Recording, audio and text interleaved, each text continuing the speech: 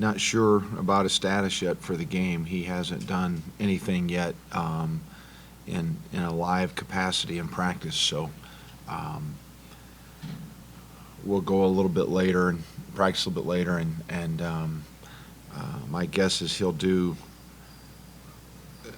some non-contact things, and we'll see how he is, and then make an evaluation for tomorrow. But I'm very uncertain at this point. He's a very definite maybe.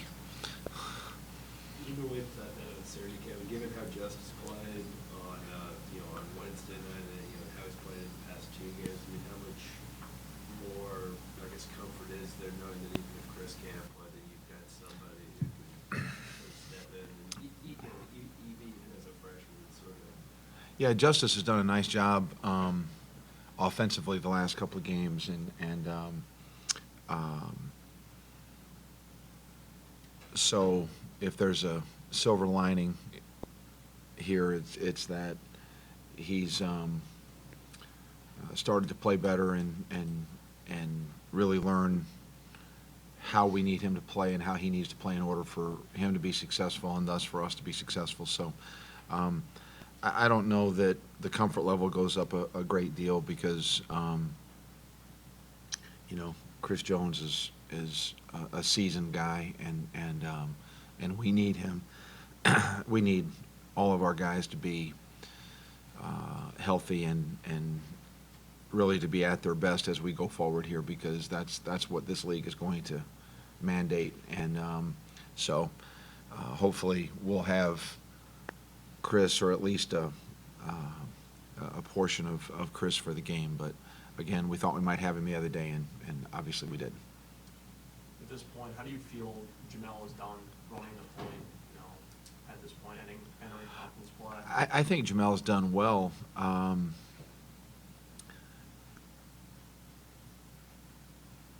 Jamel's biggest drawback for me through 13 games has been his propensity to lose focus, but generally just with a lead, with a big lead. I think when the game's tight or when the game's on the line, he's been pretty solid. He opened the game against Omaha and was erratic. But I think that overall, I think Jamel's done a nice job. And when you combine what he's doing from an offensive output standpoint, in addition to trying to run the team and guard the point guard most of the time on the other team, for the other team, I'm pleased with how he's played, and I think he's really shown himself capable of playing the spot effectively. As conference play starts, you're going to be playing some really talented point guards. Is there any, I don't want to say concern, but is there any adjustment you think you might have to make based on, I guess, his skill set compared to some of the guys who will have to play? No, I'm not. I've got a lot of concerns, but Jamel's not. Jamel's ability to play and to play the position is not one of them. I'm not worried about that, and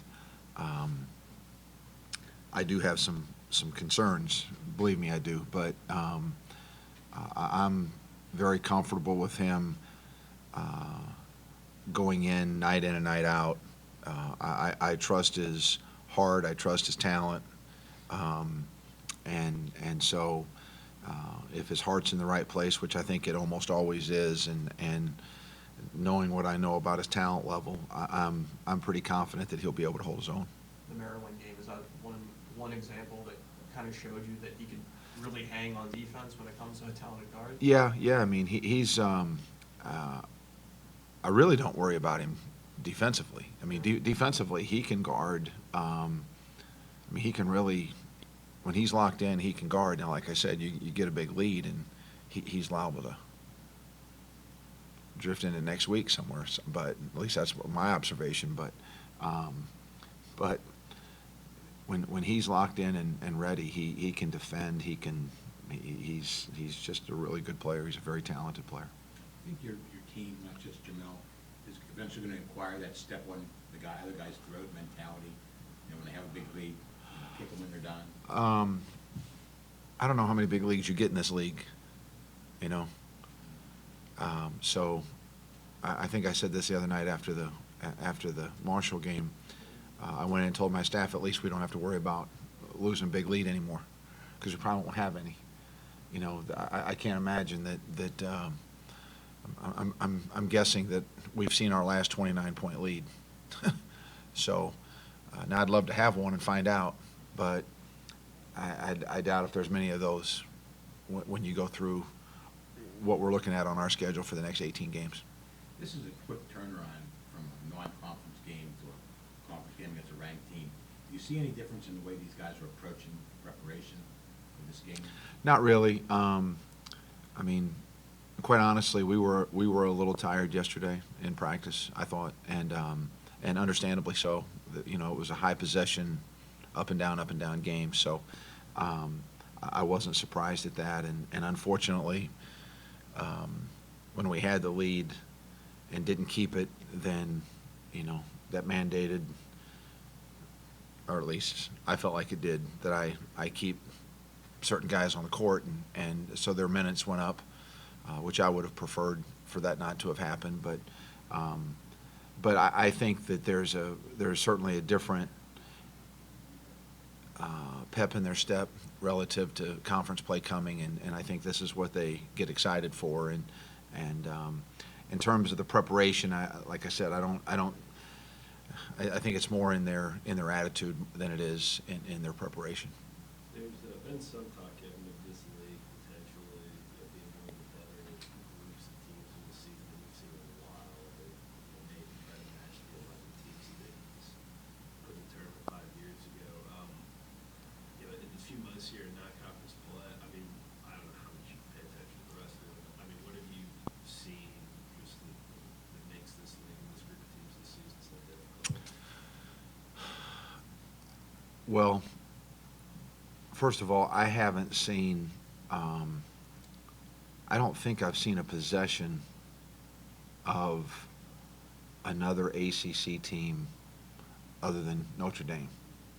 And that's obviously just been since Wednesday night. But, you know, in checking scores and things like that,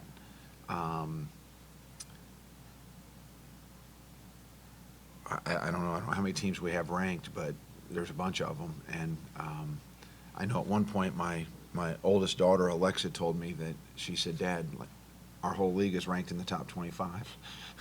So I mean, it's obvious, excuse me, there is great depth in the league this year.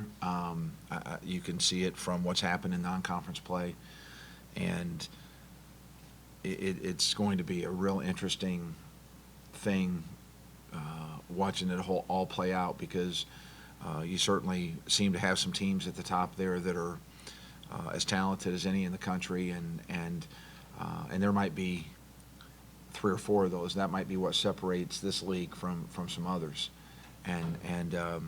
but you know, again, I haven't read them, but I've seen articles that say that there could be 11 or 12 teams from this league getting in the NCAA tournament, which is pretty incredible. And if that's right, and I don't check the RPIs, I don't check the numbers, I haven't looked at the records of the teams in the league. I mean, I don't. I pay attention to my team and who we're getting ready to play, and I'm better off that way, because I probably sleep a little better not knowing what those other people are doing. You know, when you took over this team, having 4 seniors, when you got, you know, and you had seen what you had, when you all went down to Charlotte, saw you all were picked 12, I mean, did that sort of drive home to you and kind of emphasize to you, I mean, just the depth and overall quality of the league? Yeah, it did, and I mean, it sort of reminded me of my first year at Vanderbilt in a different way, because they asked me, I had a kid named Dan Lange who wasn't on the preseason first or second team All SEC, and we had taken a summer trip that summer, and I was watching this kid put up 35 and against these foreign teams, and they asked me what I thought about Lange not being on the first or second team All SEC preseason All SEC, and I said, if he's not one of the best, whatever it was, I forget, 12 or 14 players in this league, then I've completely underestimated how good this league is. And now he went on to become the SEC Player of the Year that year, but I guess I felt the same way when I saw us to be picked to be finished 12th. I think we have some pretty good players, and don't get me wrong, I don't think that we're in the top 2 or 3 talented teams in this league. I don't mean that, but I was surprised where we were picked, not insulted, just surprised, and so this league must be even more formidable than I thought, and I thought it was very formidable when I took the job. Is it motivation for you or your players that you were picked over you guys? I don't know. I don't. I don't know how much I believe in external motivation. I was talking to a coaching friend recently, and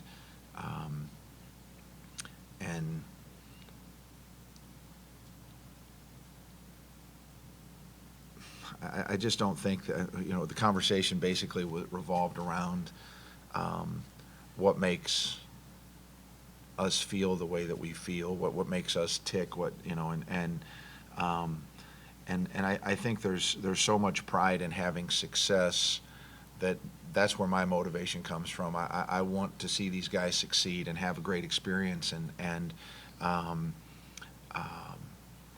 I guess I hope it motivates them, but I can assure you it's not something that they think about daily. It's not.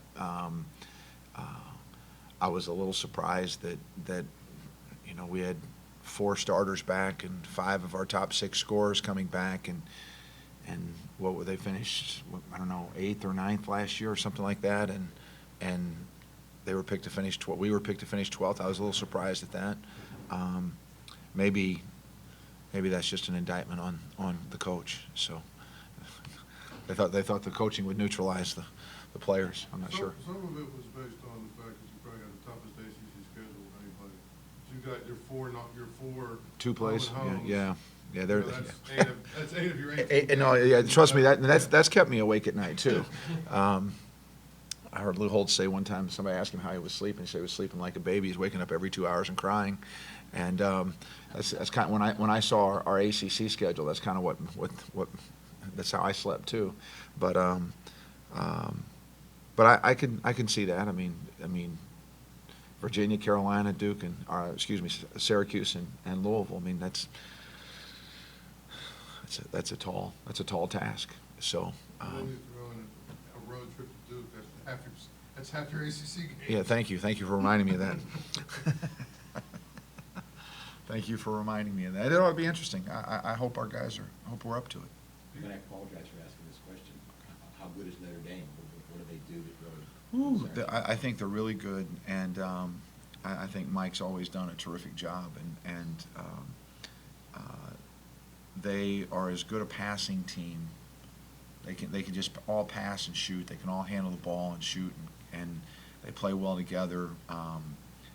They space the floor great. So there's a lot of pressure on your defense to guard, and they're leading the country in fewest turnovers per game.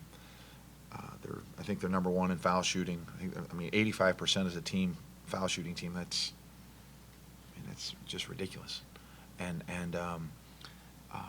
so a lot of things that they do well, and we're going to have to do a lot of things real well to win the game,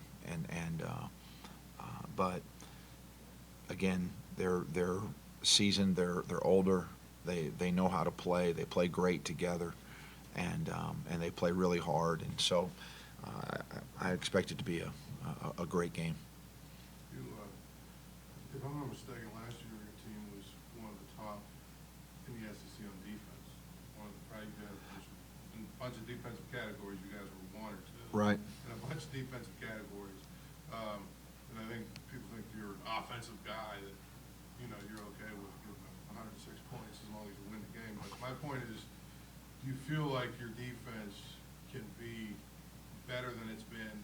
And is it something that you continually are trying to fix or get Well, better? yes, and yes. I mean, if you think about that Marshall game, we gave up 49 points in the first 26 minutes. And we gave up 57 points in the last 14 minutes. Pretty good. Yeah, I mean, so I would say that that's an indictment on our focus and our concentration and of course, as a coach, you're thinking about those last 14 minutes. You're not thinking about the first 26 really when you get in the quiet room by yourself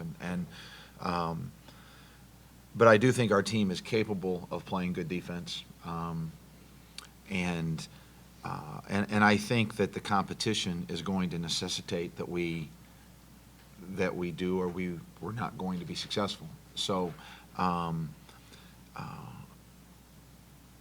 don't think that if it hadn't have been 78-49, if it had been 58-49, they wouldn't have scored 57 points in the last 14 minutes because our guys wouldn't have allowed it. But that's kind of who our guys are right now. We got a big lead. They score, we'll score. And I would rather win a game 112-106 than I would, 45-40. I would, but I don't like giving up 57 points in 14 minutes. That's embarrassing. So,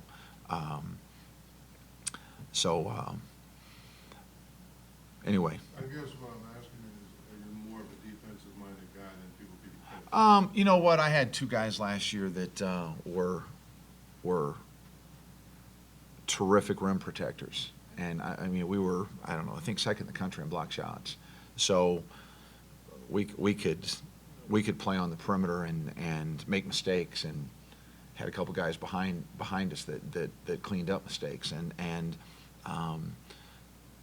this team doesn't have that, and it's not their fault that we don't have that. That's not anybody's fault. So we have to defend differently and be better in other areas, and we have some room to grow and to get better in those areas. But again, I do think that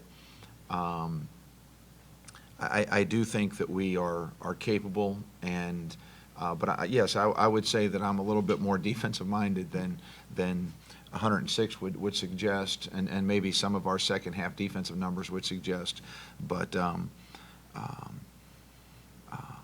again, it's a work in progress. We have to continue to help these guys get better at the things that we're not strong at. Kevin, what about this team's makeup makes you optimistic heading into conference play that you guys can overcome those deficiencies and I guess the wayward focus at times? I think that they love to compete. I think they love the challenge of competing, and they love, when we went over to scrimmage Villanova, I saw it. When we went to Maryland, I saw it. There's a real competitive nature to this group that when it's challenged, they enjoy it. So I think that's the thing that makes me, I like our experience. It's not any fun to watch a 29-point lead go to 5. That's not, but there wasn't one moment in that game that I ever thought we were going to lose. The game was tied for 24 seconds and we led the rest of the way. So I enjoy what makes me optimistic is I think that our experience and our embracing of the great challenges that the conference schedule provides. I think that these guys get excited for that. They don't shy away from it. They don't back away from it. They embrace it, as a matter of fact, and look forward to it. So I think those are the things that make me optimistic. You know, as you get approach ACC player, you know, I'd asked this to Charlotte, I don't know if anything's changed over the past couple of months. I mean, what have your guys sort of told you or educated you on about the conference and about what you might be facing as you guys will be coaching this? You know, thus far, the only thing that I've asked for was, you know, some thoughts on their past experiences playing Notre Dame. I haven't gotten past that. So, like, I think it might be more beneficial when we go on the road, maybe some of the places that I haven't been to or haven't been to in a while. But again, I think these guys look forward to these challenges, and hopefully at this point we know each other well enough, meaning my team and I, that we can jump in these battles together and have some success.